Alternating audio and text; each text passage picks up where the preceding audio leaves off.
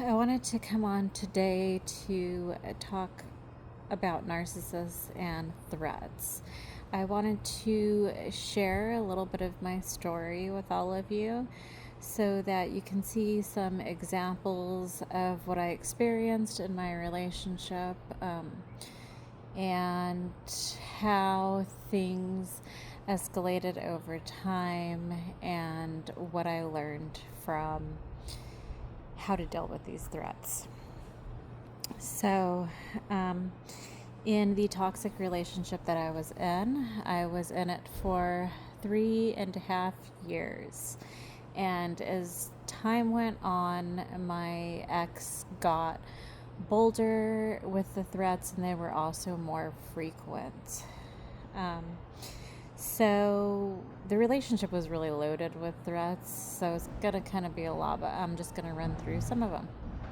Now, the first one, which was the first red flag that I missed, was when we were out on one of our first dates, and we were going to have a picnic. We picked up some food, and he was on edge. I'm not sure why. And just all of a sudden, he throws down the food and the drinks, and he yells, "Don't you know who I am?" I knew that he was trying to intimidate me. So I told him, "I'm not scared of you." And then he said, "Well, you should be." We were walking with his dog. So what he did is he picked up the dog, threw her on the floor, kicked her, and then she ran free. And he said, "Wait here for me," as I go chase her. And so I actually did wait there for a few seconds. And then I realized that, it was stupid. I'm like, what am I doing? Why am I waiting for him when he's acting crazy like this? So then I went home.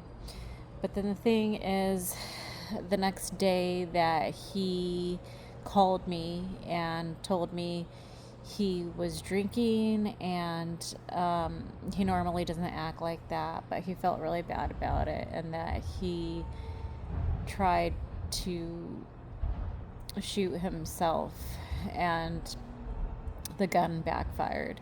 He saw it as a divine intervention, and he realized that he needed to make some changes, and he was really sorry for everything that happened. And so I felt bad, for him, and I really believed what he was saying, and I decided to just give him another chance and to look past it. The second threat, and red flag in the beginning of the relationship, I want to say this was about 3 months later. He tended to have these cycles where these outbursts would happen like every 3 or 4 months. So we were having dinner in his place, and my phone buzzed, and I got a text message. He wanted to know who it was from.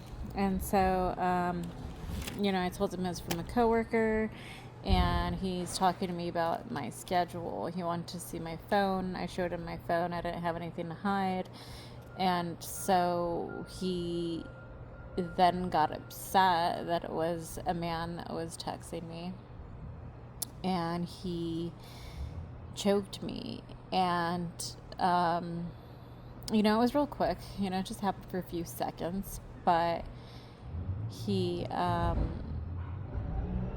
then let go and told me, that I would kill you if I ever caught you cheating on me. And I told him,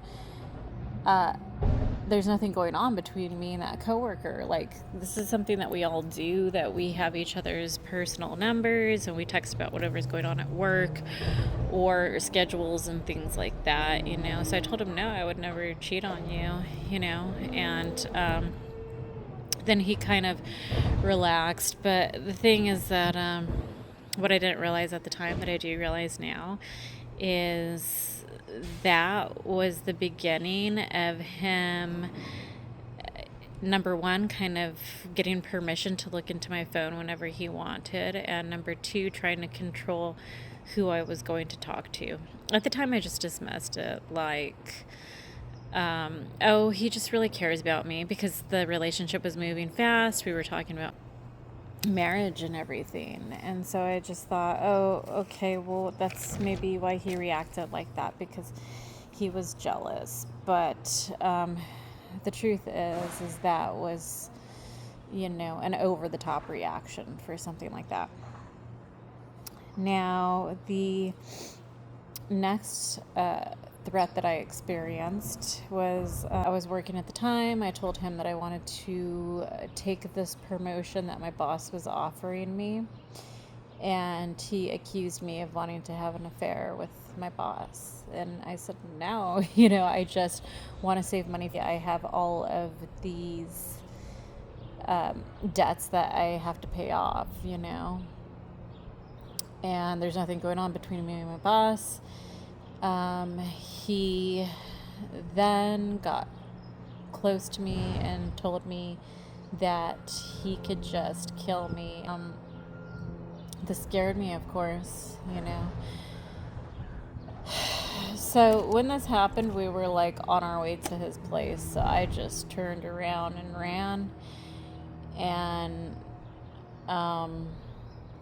then I think that maybe he was afraid I was going to call cops or something. So he just went home without me. The next day he calls me, and he again says he was drinking, and he's just worried about me working during COVID. And so he really didn't mean that, and he was going to stop drinking, and that whole speech again. And so I thought that was a valid reason, and I took him back.